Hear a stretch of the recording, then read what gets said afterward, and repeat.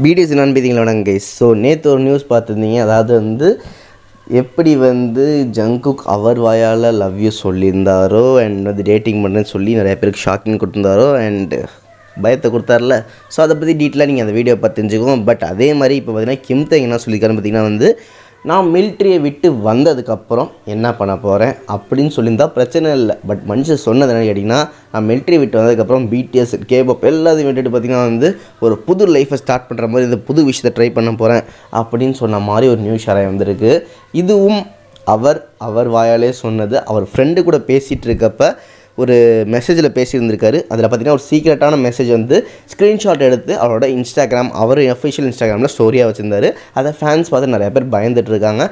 So உண்மையாக கிம்தேங் சொன்னார் இந்த விஷயத்தை. அவர் எங்கே போகிறார், ஏது பண்ண போகிறாரு அண்ட் என்ன தான் நடந்துச்சு வாங்க பார்த்து தெரிஞ்சுக்கலாம். பட் இதுக்கு முன்னாடி வீடியோஸ் இந்த மாதிரி நிறைய எதாக இருந்தாலும் பிடிஎஸ் பற்றி தெரிஞ்சுட்டே இருக்கணும்னு வச்சுக்கலாம். மறக்காமல் சப்ஸ்கிரைப் பண்ணி அழுத்தி உங்கள் ஃப்ரெண்ட்ஸுக்கும் மறக்காமல் ஷேர் பண்ணி அண்ட் அது மட்டும் இல்லாமல் கமெண்ட் செக்ஷனில் நீங்கள் எவ்வளோ பயந்தீங்க, என்னென்ன விஷயத்தை பற்றி யோசிச்சிருக்கீங்கன்னு சொல்லிட்டு மறக்காமல் சொல்லுங்கள். அண்ட் மறக்காமல் ஸ்வீட்டான லைக்ஸையும் கொடுத்துருங்க.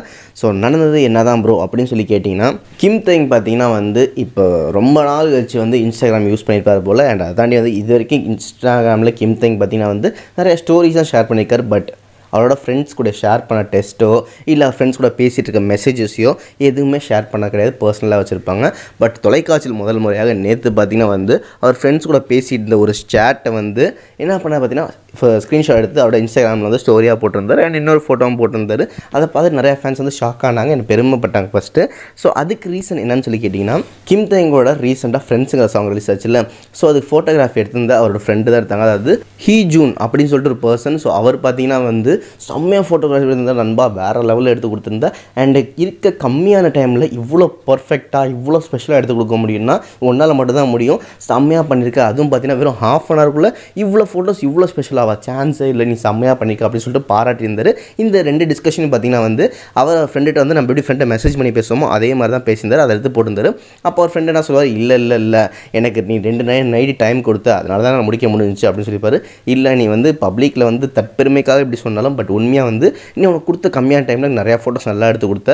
ஸோ ரொம்பவே தேங்க்யூ, என்னோட சக்ஸஸில் நீயும் ஒரு பார்ட் அப்படின்னு சொல்லிட்டு அவர் ஃப்ரெண்டுக்குள்ளே பேசிகிட்டு இருந்திருப்பாங்க.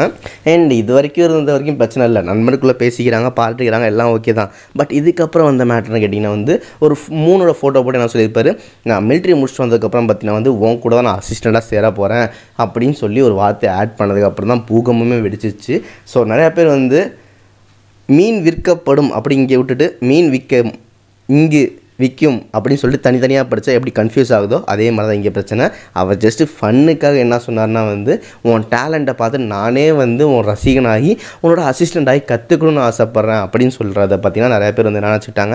அவர் மிலிட்ரி விட்டு வந்தோடனே கேபாப்பு பிடிஎஸ்லாம் விட்டுட்டு அவர் கூட போய் சேர்ந்து ஃபோட்டோகிராஃபியில் ஏதோ பண்ண போகிறாங்க, ஃபோட்டோவில் ஏதோ அச்சீவ்மெண்ட் பண்ண போகிறாங்க அப்படின்னு நினச்சிட்டு கிம்தேங் விட்டுட்டு போகிறாரு, கிம்தேங் மிஸ்ஸிங் மீ, கிம்தேங் மிஸ் யூ அப்படின்னு சொல்லிட்டு நிறைய விஷயம் ஷேர் பண்ண ஆரம்பிச்சிட்டாங்க. ஸோ தயவு செஞ்சு பயப்படாதீங்க, அவர் போக மாட்டார். ஃபஸ்ட்டு ஒரு ப்ரூஃப் என்ன சொல்கிறேன் பார்த்தீங்கன்னா, உங்கள் எல்லாருக்குமே தெரிஞ்சிருக்கும், பிடிஎஸோட கான்ட்ராக்ட் ரெனியூ செய்யப்பட்டுள்ளது. முன்னாடியே செஞ்சுட்டாங்க. ஸோ கான்ட்ராக்ட் முடிய வரைக்கும் கண்டிப்பாக எங்கேயும் போக மாட்டாங்க.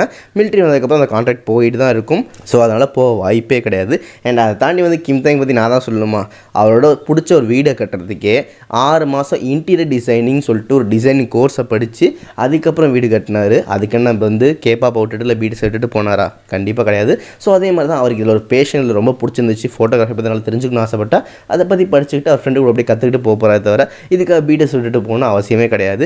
எப்படி இவ்வளோ கணக்கான மக்களை லவ் பண்ணிட்டு இருக்காரோ அதே மாதிரி ஒரு மல்டி டாஸ்கிங் பர்சன். ஸோ கண்டிப்பாக இதையும் பார்த்துப்பார் அதையும் பார்த்துப்பார். அதை தாண்டி கான்ட்ராக்ட்னு ஒரு விஷயம் இருக்குது. ஸோ தயவு செஞ்சு யாருமே பயப்படாதீங்க, ஃபீல் பண்ணாதீங்க. உங்கள் கூட தான் இருக்க போகிறாரு.